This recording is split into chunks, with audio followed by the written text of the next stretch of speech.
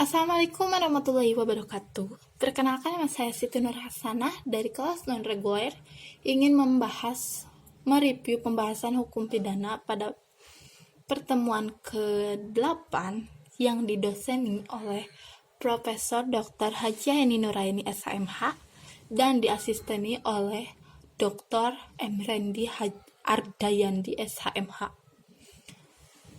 Pada pertemuan kali ini membahas tentang sifat melawan hukum.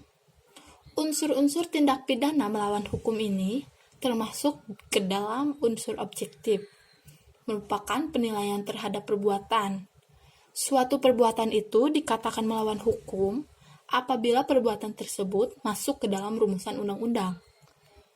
Karena hal ini masuk ke dalam undang-undang, maka apabila ada suatu perbuatan masyarakat yang tidak diatur dalam undang-undang, maka perbuatan tersebut bukan perbuatan melawan hukum. Tetapi dalam praktek ada perbuatan yang benar-benar diatur dalam undang-undang, tapi pelakunya tidak disebut melawan hukum. Dengan syarat negara dipentingkan, kebutuhan umum terlayani, dan dia tidak diuntungkan.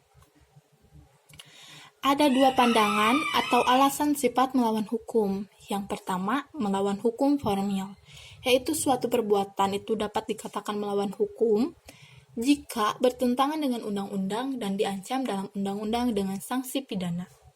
Kesimpulannya yaitu, perbuatan tersebut melawan hukum jika bertentangan dengan undang-undang. Perbuatan dan sanksi harus diatur secara tertulis. Dengan kata lain, melawan hukum sama dengan melawan undang-undang. Yang kedua, yaitu melawan hukum material. Tidak hanya diatur secara tertulis, akan tetapi juga berdasarkan living law, yakni nilai-nilai yang ada atau hidup dalam masyarakat. Alasan melawan hukum ini dapat dihapus jika hal tersebut berdasarkan undang-undang lagi, seperti contoh anggota regu tembak. Dan yang ketiga, melawan hukum sama dengan bertentangan dengan undang-undang atau hukum tertulis dan hukum tidak tertulis atau kebiasaan.